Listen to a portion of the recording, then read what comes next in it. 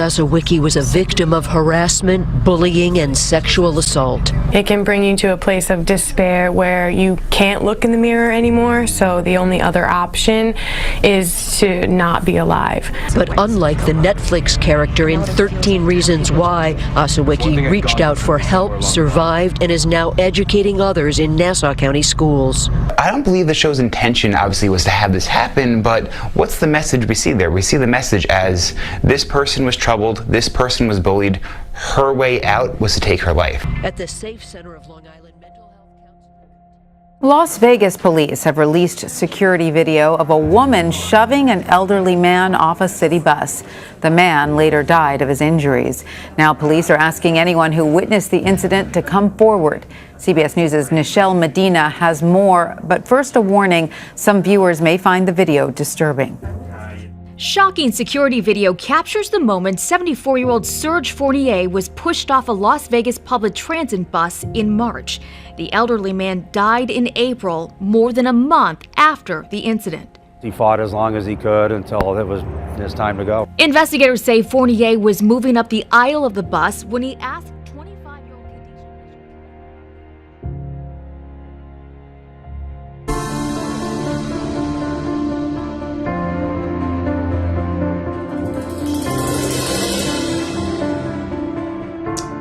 All this week, we've taken you to cities along the West Coast to investigate homelessness in this country. From the beginning, we planned to show how much the problem has grown, but even we were shocked by the scale of the epidemic in the places we visited. The homeless are not just a problem in rich economic hubs like San Francisco, but also in dying post-industrial cities, in college towns, even in rural areas. The investigation was a little bit stronger than we thought it was going to be, and the reaction has been much more profound than we anticipated too. In Sacramento, police performed a warrant sweep at the city's riverfront encampment the day after our package aired. 30 people were arrested, but most of the encampments remain, and they're threatening the structural integrity of the city's levee system. In Seattle, we reported the shocking drug problems at a tent encampment off of Interstate 5. Seattle police raided that camp yesterday and confiscated huge quantities of crack cocaine, heroin, methamphetamine, marijuana, firearms, and machetes. They even took a sword. They plan to evict the residents and clear that camp next week. But small efforts like this are also unequal to the problem. Thursday and triggered torrential rainstorms throughout California earlier in the week. To take us through what to expect in the next few days, let's bring in CBS News contributing meteorologist Jeff Birardelli. Good to have you with us on set. It is good to be here. It's going to be a very active stretch of weather the next few days. Yeah. So take us through what we've seen so far and what's happening. Right, what we've seen so far is snow in the Sierra Nevada, up to around 10 inches in places like Mammoth Mountain, all the way up through Tahoe. And there's going to be one of the most popular stars online, Selena Gomez, is now delivering a surprising message to her followers. Social media has really been terrible for my generation. The singer and actress, who boasts more than 268 million fans across Instagram, Facebook, and Twitter, telling reporters at the Cannes Film Festival that the platforms are especially awful for young people.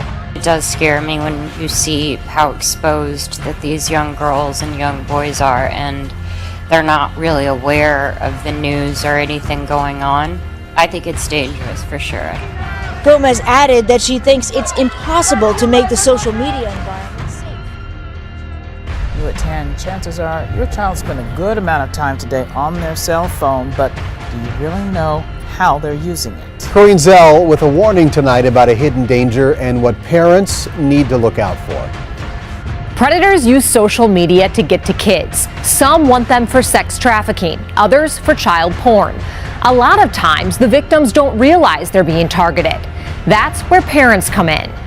Carrie DePaula knows her daughters are good kids, but admits she checks their phones regularly. How focused are you on your girls' cell phones?